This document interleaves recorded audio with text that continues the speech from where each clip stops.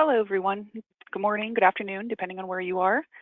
Welcome to Heartland Capital Strategies and our first webinar series on responsible investing. My name is Carrie Mihalko from Heartland Capital, and I'll be your moderator today. As you can see from the slide on your screen, we'll be hosting several more workshops over the next few months on a variety of topics. To give you a little background, in July of 2016, Heartland Capital published the Responsible Investor Handbook. The book is a how-to guide for pension trustees to realign their governance and investment strategies. Our series takes the most important topics from that book, breaks them down into smaller components, and will provide a focus on addressing barriers to the greater integration of responsible investment in pension fund portfolios. In this first presentation on tackling terminology and busting myths, we'll have three speakers, Tom Croft, Steve Slay, and Debbie Nissen, who will all provide their unique experiences and backgrounds on responsible investing. Just a few housekeeping items before we begin. I do have everybody on mute, but if you have any questions, please feel free to use the chat box, which is available in either the lower left or right of your screen, depending on the platform that you're using. It is defaulted to show questions to the entire group, but you do have the option of selecting a name from the list of attendees, so feel free to use that capability. I will keep track of any of the questions for the speakers, which we'll try to answer during a brief Q&A session at the end with all three of our presenters. First, I'd like to introduce Tom Croft. Tom is our Managing Director of Heartland Capital Strategies and Executive Director of the Steel Valley Authority. Tom manages a national network of responsible investors who are investing to rebuild cities, renew the industrial commons, and grow the clean economy. You'll see a list of some other publications Tom has been part of on our screen there, and I will get to the first slide and turn it over to Tom. You there, Tom? I'm here. Can you hear me? Here we go. Hi, everyone. Thanks for joining us, and really especially want to thank Annie Malhotra, our co-author for the Responsible Investment Handbook, as well as Carrie Mihalko, who's Chief of Staff for the Steel Valley Authority, to put together, worked with Annie to put together a great program today. I also want to thank Steve Slay and Debbie Nissen, who are our Heartland Governing Board co-chairs. So I'll start just basically by talking about, a good starting point, which is the bad outcome that was created by the 2007 and 8 financial markets meltdown, which really was a display of irresponsible short-term investment bets that were made with working people's money. Lost $11 trillion in household assets and $4 trillion in pension funds. And I'd suggest we're still suffering across the country from those short-sighted bets and from some of the outright fraud and mismanagement of workers' capital. So the state of play is still that there is a separation between the long-term interest of pension asset owners, who are the workers, and those who oversee or manage these funds. There's a focus on market timing and short-term gains while ignoring long-term risks. And I think there's also been unfortunately a preference for shareholder wealth creation, oftentimes at the expense of stakeholder value creation, a loss of worker representation and voice in the management of the workplace. And through all of this, a rising income inequality that is perpetuated by, both the bad investment decisions and now 3 or 4 recessions that we can all sort of have remembered living through, but also the creation of what we think of as a contract economy or a gig economy that doesn't really recognize or respect working people and respect their rights on the job. There's also been very little accountability for the negative environmental, social, and governance issues and impacts that are generated with the pursuit of short-term gains. Next slide. So Heartland was formed about 20 years ago to begin fighting to regain control of our money and our voice. And we focused on rebuilding the industrial heartland, restoring economic security, and focusing on long-term real economy investments. Our goal is to reclaim the use of workers' capital, which should be used for the benefit of workers and their beneficiaries, and to also recognize the impact of systemic environmental and social degradation on long-term financial and economic well-being. So, over this time, we've built a united front of unions and employer partners, pension funds, investors, consumers, and communities that are working to participate in the growing momentum toward investing responsibly. Next slide. So in the book, we have a lot of information about responsible investing and try to break it down so it's not quite as confusing or complicated. But basically, it means it's incorporating environmental, social, and governance matters into investment decisions, and it aims to better manage risk and generate long-term returns and positive impact. Next slide. The main idea, whether we call this socially responsible investing or social investing or ethical investing or mission-related investing or impact, the main idea is to essentially integrate certain non-financial concerns into the investment process. Go ahead. Next slide. And we see in the book that there's key characteristics of responsible investing. First, it does integrate ESG issues. It bridges critical capital gaps. Capital gaps is a framing that comes from the economically targeted investment policies that were incorporated by the Department of Labor in their advisories some 20, 30 years ago. It focuses on the long term. It doesn't forget the stakeholders, and it basically means that you're actively owning your investments and participating in that investment. Go ahead. So market size of responsible investments and these other sort of categories, socially responsible investment, impact investment, as you can see from the slide, has basically boomed. And you can see in 2016, there were $8 trillion of investments in the United States in these categories that are related to responsible investing. So it's coming, and we are struggling to catch up with the Europeans and the Australians, but I'd suggest that you're going to see more and more large pension funds, asset owners, and managers really begin to promote responsible investment. Next slide. So in the book, we talk about 7 drivers of responsible investment, and first, there's this immense influence by the UN-backed Principles of Responsible Investment, where you now have 1,700 signatories who are managing in the neighborhood of $70 trillion of assets around the globe, which is a large chunk of all of the capital assets in the global economy. You had a very important guidance issued in 2015 from the Department of Labor and by Tom Perez, which essentially it renewed the legality of economically targeted investments. It confirmed that, but it also strongly advised ESG investing in that advisory. Then you have a number of academic and industry performance studies which demonstrate financial outperformance, and we're going to talk a little bit about that later. You also had some of the post-2008 market crash reforms, such as Dodd-Frank and Say-on-Pay. Then you have this global sort of movement around the Paris Climate Change Accords, and even though we've obviously had our own federal administration backing up, you have cities and states around the country who are still leading the charge and moving a major amount of political support to that effort. Then you have the Fight for 15, the national movement to pay livable wages, to support human capital, to reverse income inequality. And then you have Labor's own endorsement, which began to align Labor's pension investments with this broader global ESG framework. Go ahead. So getting back to sort of the market, workers' pension funds represent a huge share of global financial stock.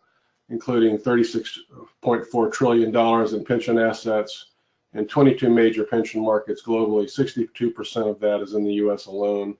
Real pension funds, or those we defined as defined benefit, grew from 153 billion in '78 to nearly $9 trillion in the US, including 4 trillion in public and Taft-Hartley plans where workers actually have a voice.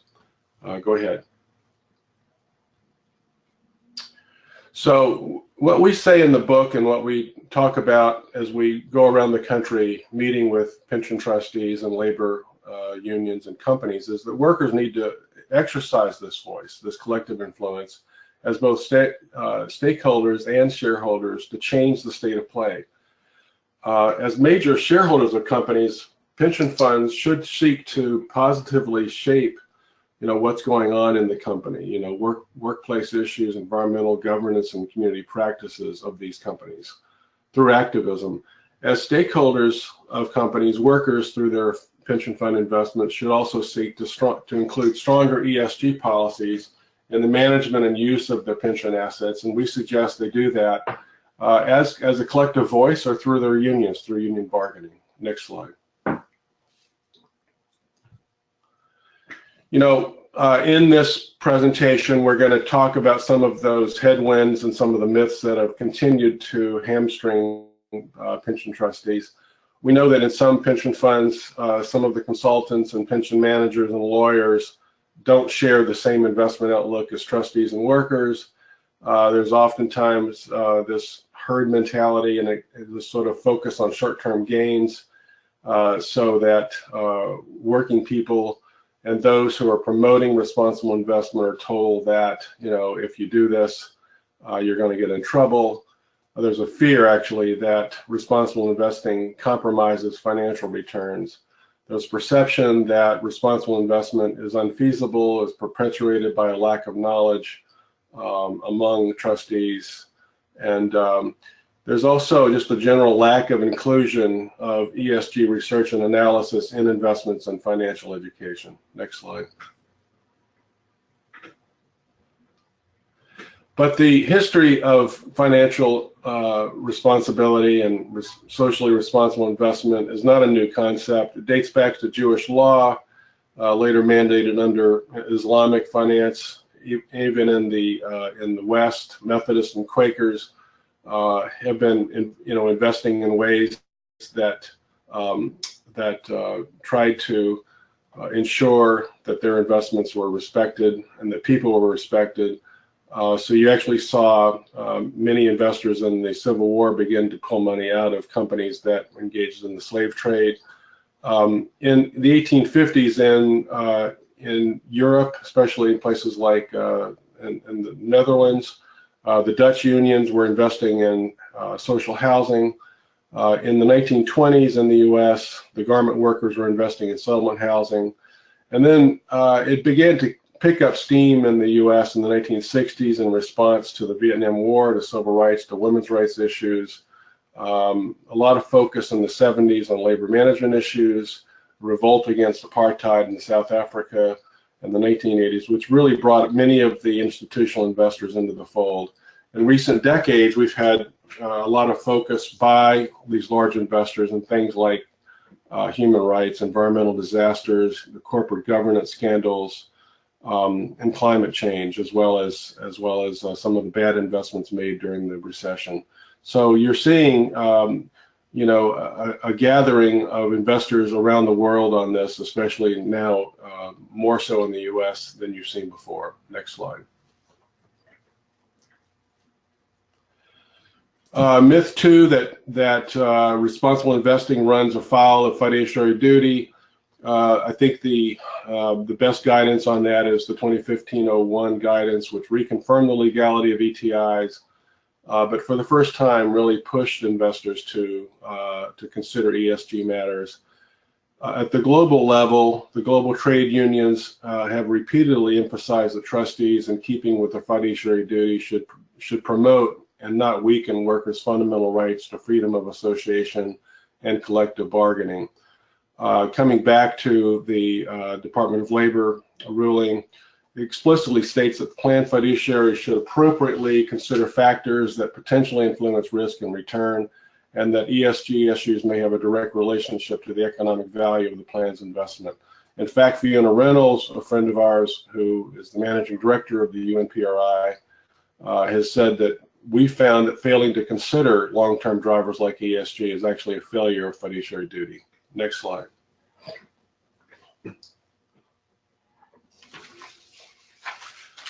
Myth 3 is the myth that that investing responsibly narrows the investment universe and is risky. We think the opposite is true. We think that the kinds of investments like BP oil spill, the Enron accounting scandal, the Massey Energy coal mine explosion, the Lehman Brothers bankruptcy, all of these basic tragedies did not take appropriate risk into consideration.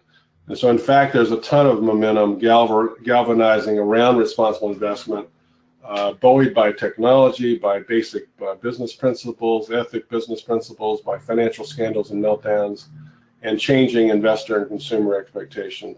Really, if you think about millennials and young people, most of them are coming into the field essentially saying, we're already there. We think it's crucial to invest responsibly.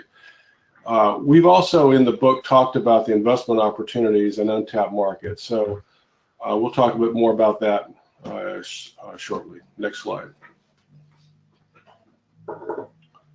And then this last myth, one of the last myths, is the myth that that RI sacrifices returns. We actually have a page in the book. If you go to page 20 or 21 in the Responsible Investor Handbook, and you'll see some of that in the free ebook you'll get.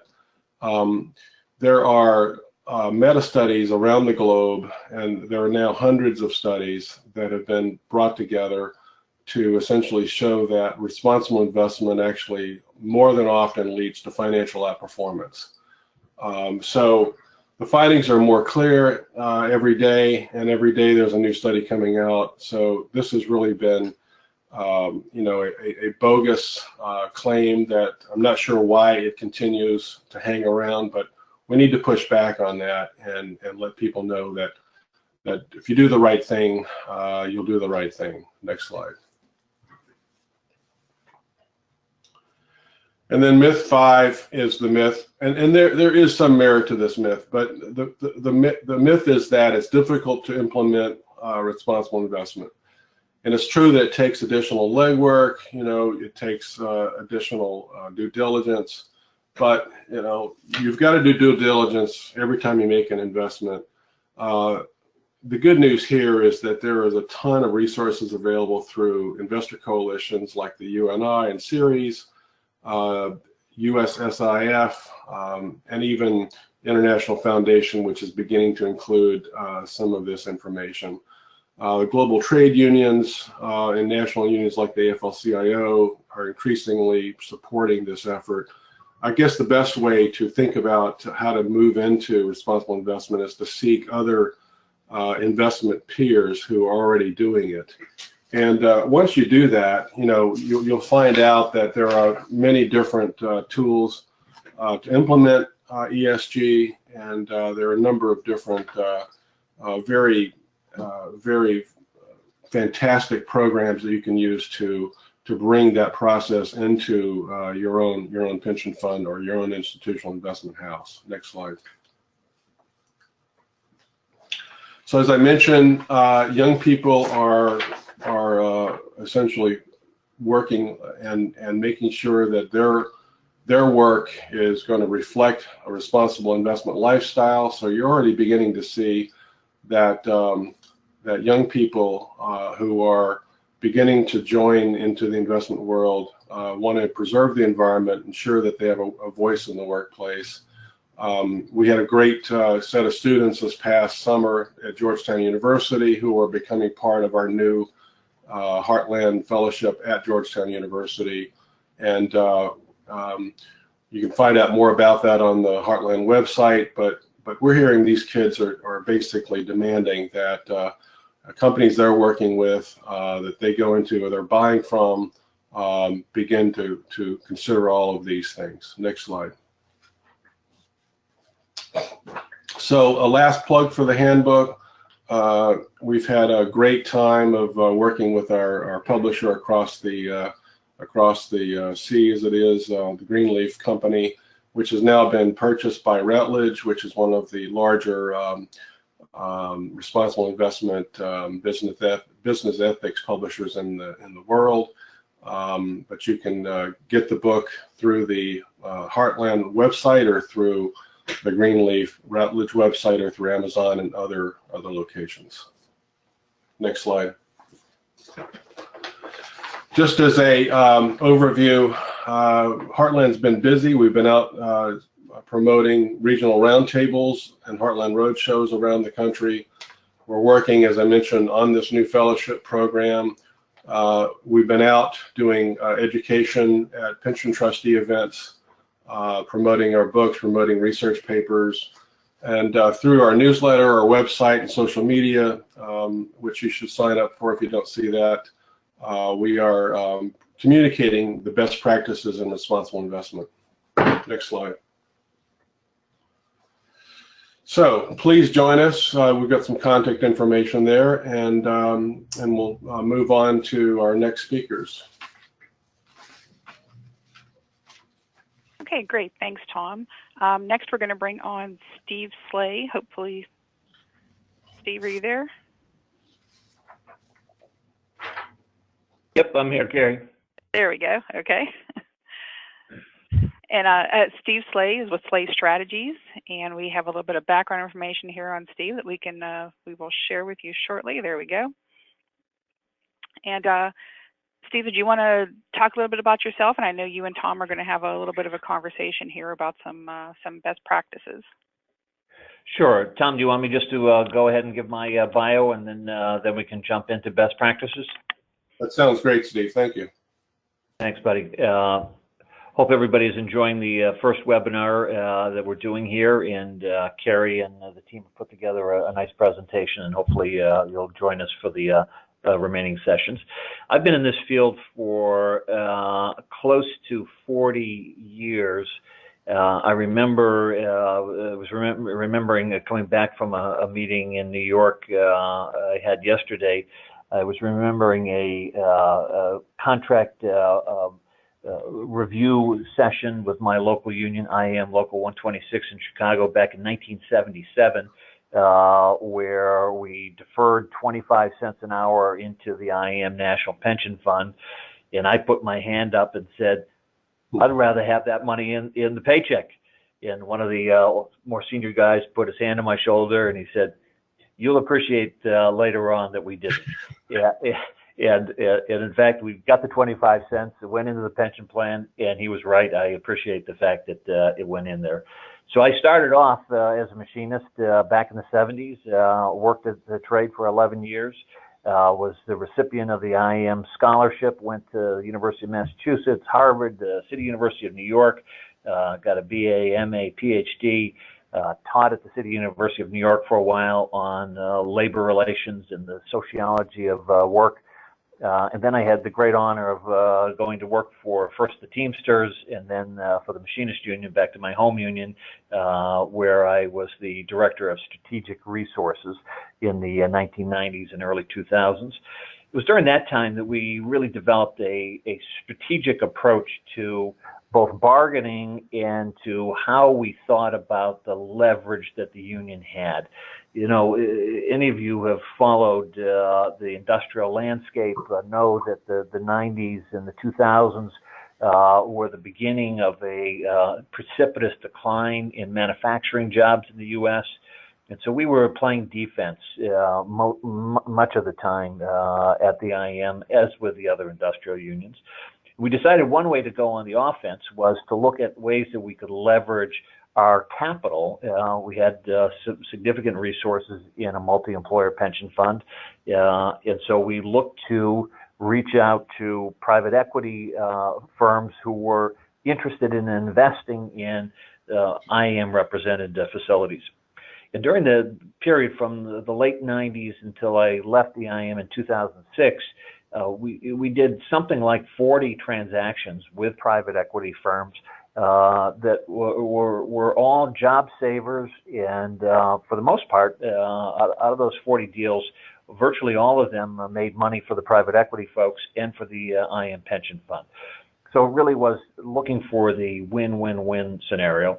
And it was my good fortune in one of those bargaining sessions to meet a phenomenally successful investor by the name of Ron Burkle, who offered me a job to come and work for the Yucaipa companies. And I worked there as a partner from 2006 to 2011. And it was at that time that I actually put to practice the investment into unionized facilities, and it was a great experience to raise the money, to deploy the money, to serve on the board of companies, to help turn them around and become more effective, and to pay good wages and make a good return for the investors and the pension funds.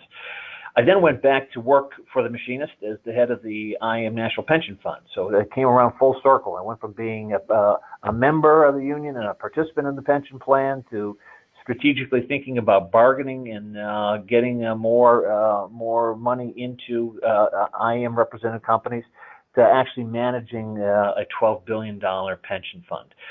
Now, I have to tell you that having that seat was particularly enlightening on this topic that we're talking about today. You know, the whole area of responsible investing. When you have to send out 100,000 checks every month to pensioners, you take every dollar that you invest very seriously. And we did, and we developed a very good team of folks and a good relationship with the folks who managed our money, including private equity folks, who were really the asset class where between private equity and real estate. It's the asset class where we, as pension fund, an institutional investor, we had more leverage to sort of direct the investments than just investing in an index fund or some kind of actively managed fund where we were a very small participant. So that was a great experience. I left there in 2015 and have gone back as a consultant to the private equity world, principally with Yucaipa, but with other private equity groups as well. And it's really that 40-year trajectory from a participant to a participant has been a long and a good one. And I've spent many years talking about these issues with Tom and the team of people that he has organized over the years through the Heartland group. So Tom, with that, that's just a little bit of the bio. That's great, Steve. As you know, Steve, we met back in the 90s when we first worked with Leo Gerard to stand up the Heartland Labor Capital Network, and essentially for the express purpose of trying to replicate, you know, in private industry what the construction unions had been able to accomplish for many years in terms of the real estate trust. And so, you know, we put together a couple of national conferences with, including people like Rich Trumka, including a number of national leaders. And that really helped us kick off a broader sort of focus on responsible investment, going all the way back to what Leo Gerard called his grievance committee.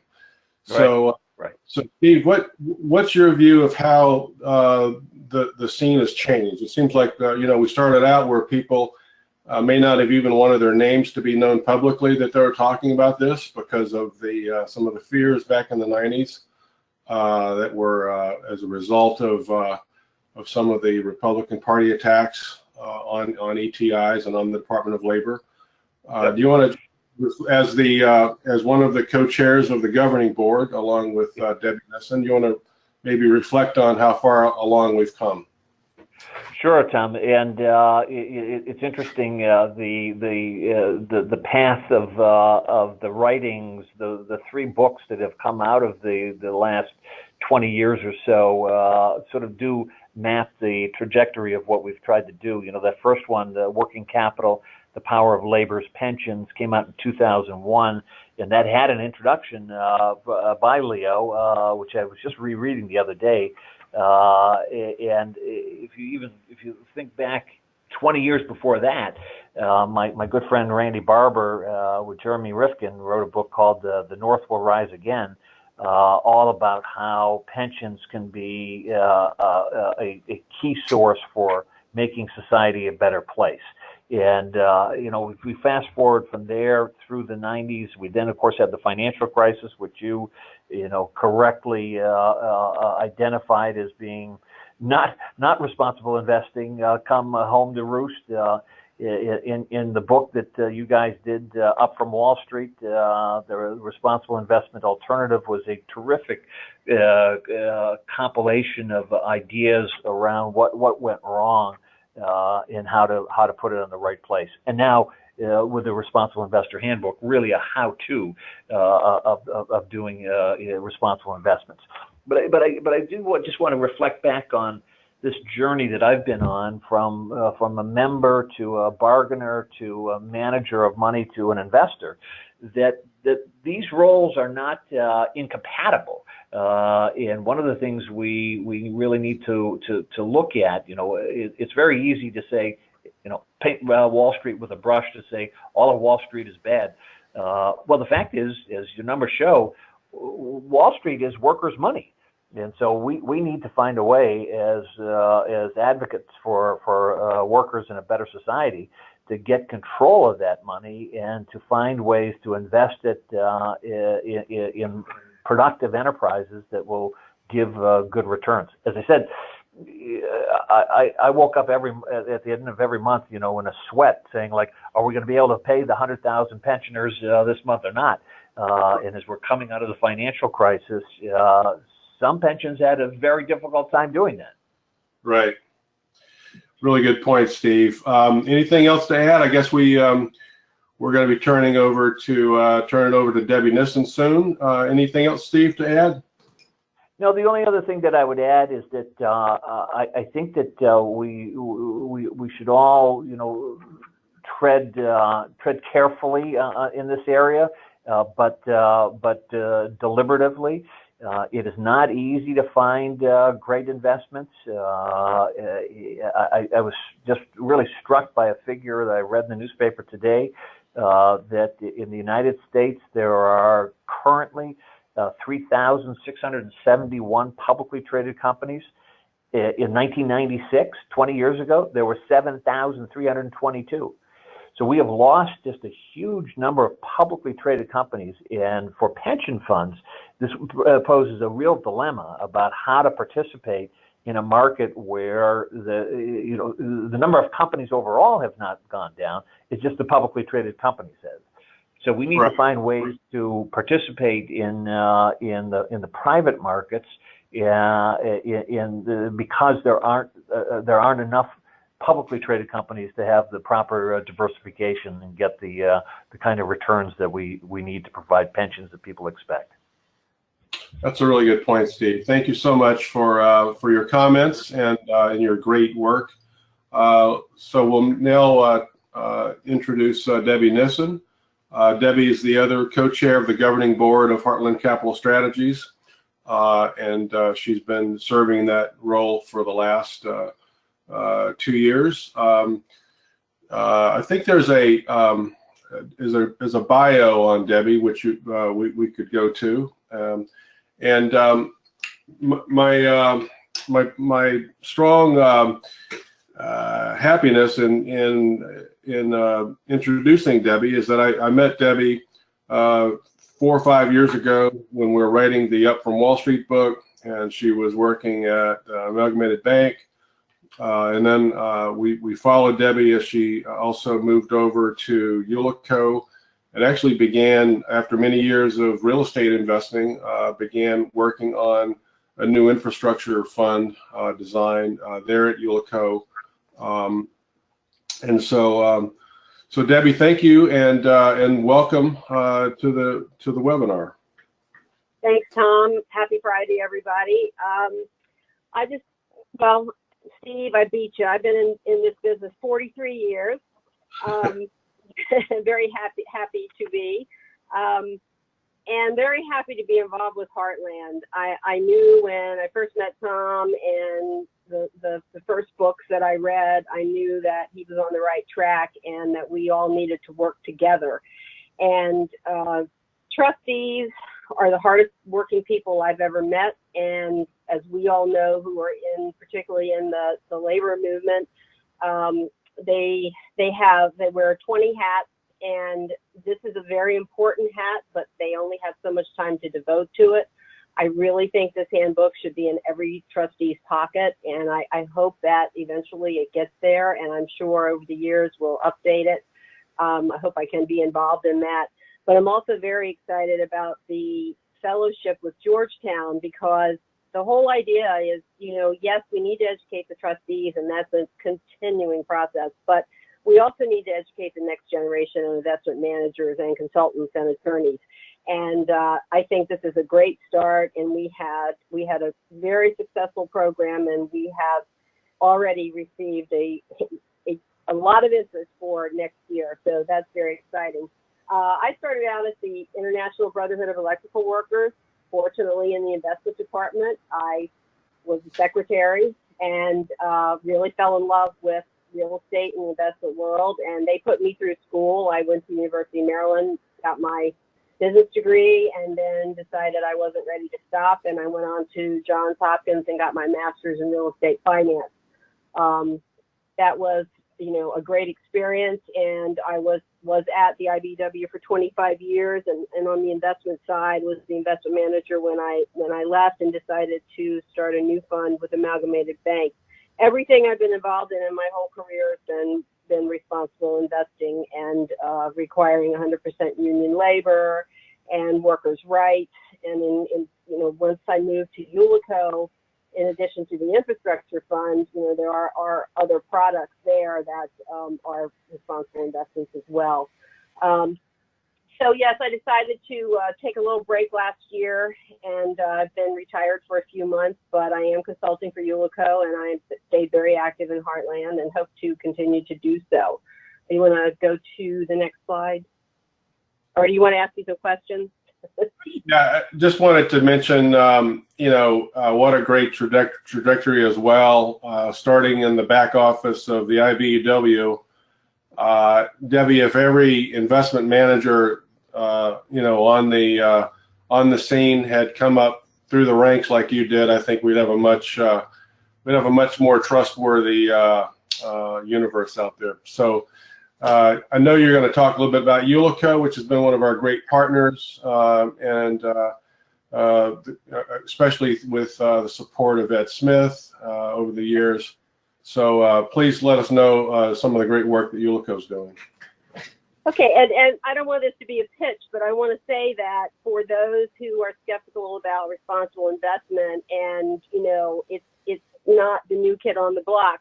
Ullico is 90 years old this year. It's been doing what it's doing for 90 years. And the product that just about everybody has heard of, J for Jobs, is celebrating its 40th anniversary this year. And it is a construction permanent mortgage fund, and it lends, it's very conservative, and it's been very successful over the years.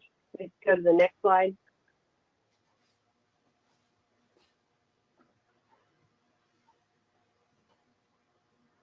This isn't on the next slide, but we can go ahead and skip this too. I think everybody knows what J for Jobs is. I have some updated information. What we're seeing here is 2016 at a glance, and gives statistics about the number of projects and the amount that's been jobs created, et cetera. But what I do have also is that over this time, from 1977 to today, 545 real estate projects have been completed. $16 billion in loans, 304,000 jobs, full-time jobs, and 615 million hours for union workers. I think that's a pretty good track record if anybody's skeptical about responsible investing. And like Tom said, I was very happy that the Department of Labor clarified that guidance a couple of years ago. I just hope that it stays that way. It is very important for trustees to make the right decision and invest in the, sound investment products. But these products have been proven over the years, not just Ullico's products, but products from all of our fellow travelers. And I just suggest that everybody take a really hard look at them. Next slide.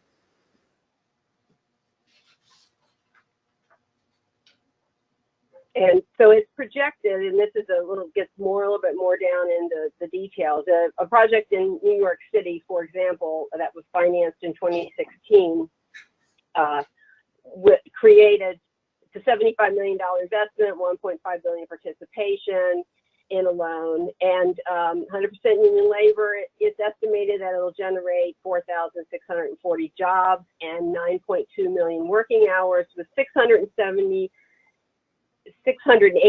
million of personal income for union workers. And what the teeny tiny print probably says is we've been working really hard at Ullico to properly calculate these numbers and work with an economist and work with a group of other investment managers who calculate these statistics. And we feel pretty good. We feel good about these numbers, and we think they're important because what a lot of people don't think about when they're making pension fund investments, and I hope they are thinking about it today, invest in product that then in turn invest in real estate or other real assets or in really good companies and private equity companies that require union labor and workers' rights and good benefits. Then those wages get put right back into that economy, and it's just recycled over and over and over, and we really need a lot more of that. Next slide. And the next. You can My skip compliance officer made me do this.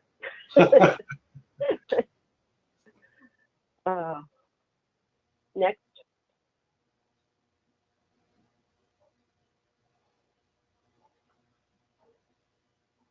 And as Tom said, when I went to Ullico, I specifically went to work on the launching of the Ullico Infrastructure Fund. It was formed in 2012.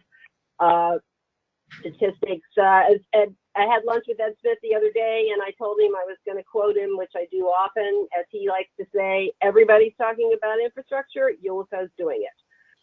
680 million in investor commitments. That number has actually grown. 7 assets. 5 operating assets and 2 under construction, 405 million estimated AUM. And this fund is growing. It's growing as far as in new investors and new investments. It's what we call a middle market fund. A lot of the infrastructure funds that have billions and billions of dollars that they need to get out have trouble finding projects, but the middle market seems to be very active, and the private market is a lot more active than most folks think in infrastructure. And I think that's it. Debbie, could you just mention a couple of those projects that were on the map? Yes. The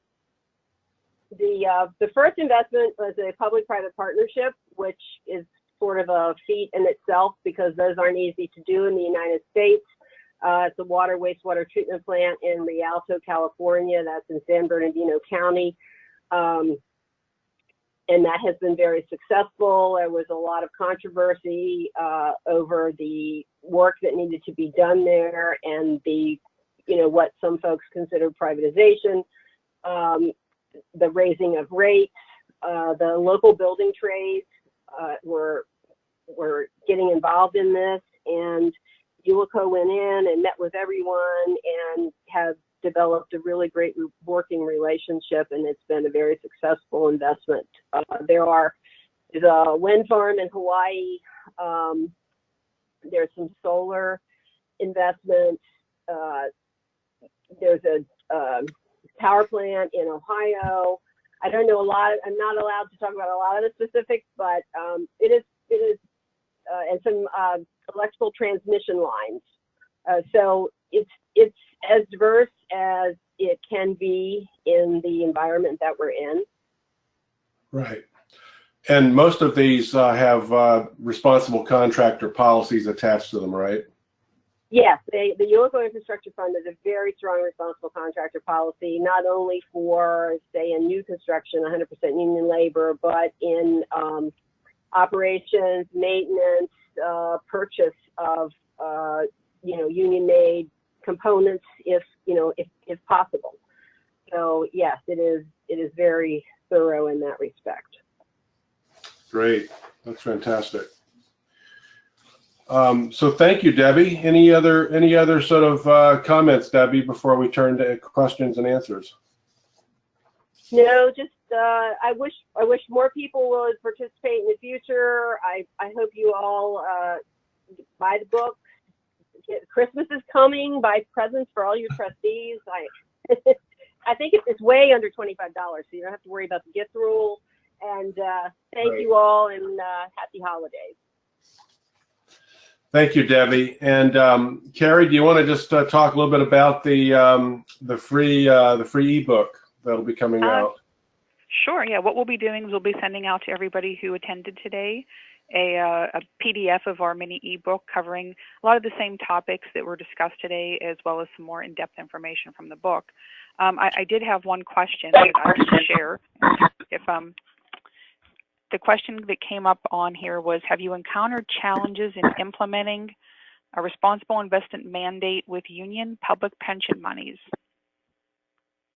So Steve, Debbie, or Tom, if anybody wants to take that one. I think, Debbie, you probably worked with some of the public funds over these years. What's your sort of view of that? Particularly the larger public funds like CalPERS and New York State and Illinois State Board of Investments, they're very enlightened on responsible investment and have their own responsible contractor policies. So I would say in the world that I was in, I didn't really have a problem. I think there may be that it may be a learning curve for smaller public funds. Yeah, and Tom, I would just add from the multi-employer side, this is actually an area where the multi-employer funds are lagging behind the public funds. I don't know of any multi-employer fund that has a statement of principles around responsible investing, and that's something that I think we should work on. Right. Although there's a history, obviously, of investing in worker-friendly investments, and obviously there's been a long history of shareholder activism on the part of especially the multi-employer funds. But this is an area that obviously we here at Heartland have been working on for many years, and we know that there's a lot more activism on the coast, for instance. So, the New Yorks and the Massachusetts and the California, Oregon, Washington State areas, on the North Coast, obviously Illinois has been very active, but we're beginning to see some of this push into the Heartland, and as part of our effort to bring more attention to the need to rebuild Heartland cities. We're engaging with the Century Foundation on a number of road shows across the Heartland, and we just had our first one here in the Pittsburgh area.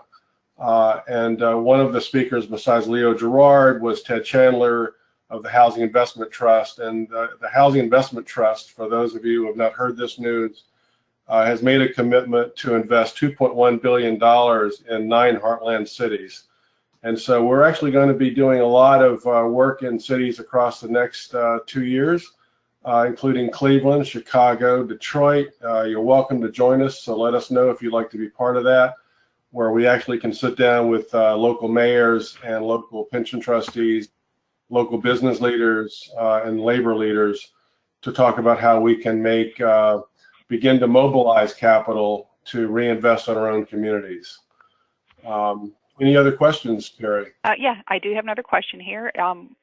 Is there any focus on investing on startups that commit 100% to union, ESGs, et cetera, or is that too risky? Well, I'll tell you from managing a pension fund, we stayed clear of startups. Venture capital is something that the pension funds typically don't do.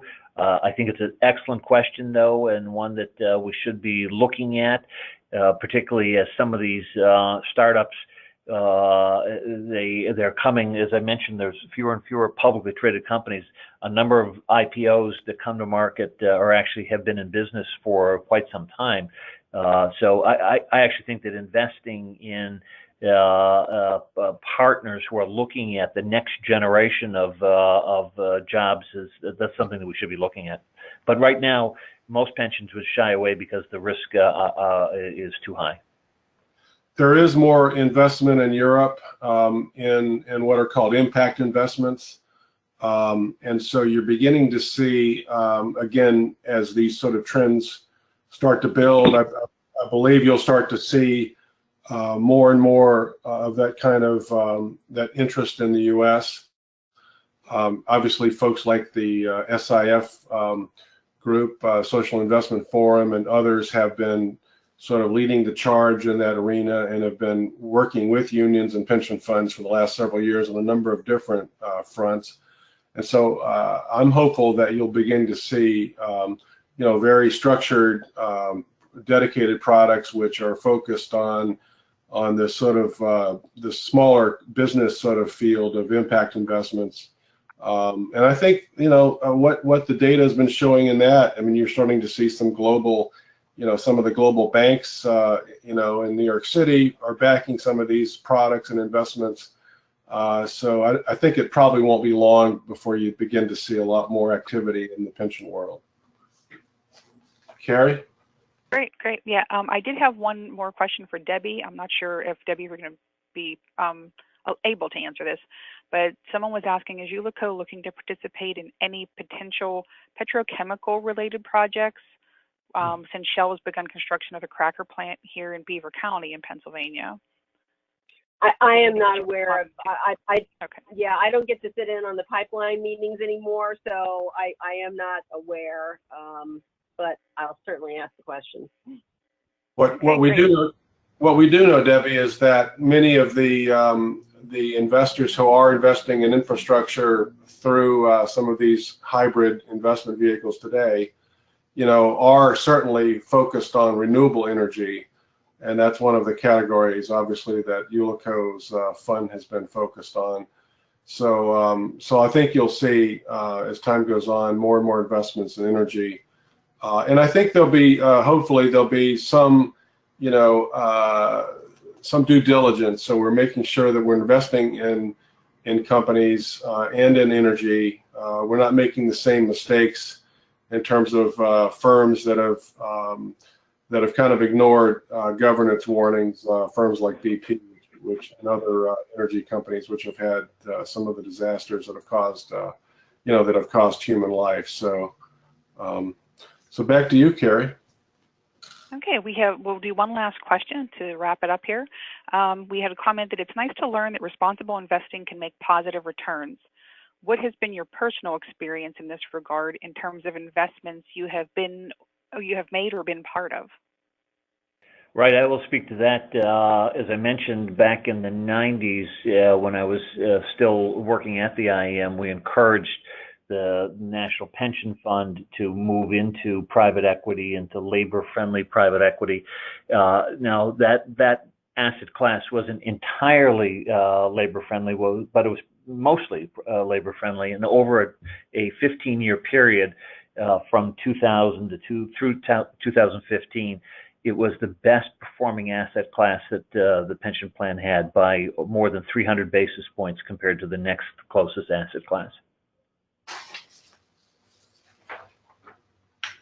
Great. Thank Yeah, you, Steve. And go ahead. Sorry, Debbie. I was just saying my experience has been positive, but I just wanted to add for those that are new to it, there is a lot of work going on how to calculate the returns, not just the investment return, but the ancillary collateral benefits, as I was talking about earlier, the money going back to the economy, which I think will help make the case for responsible investment even more.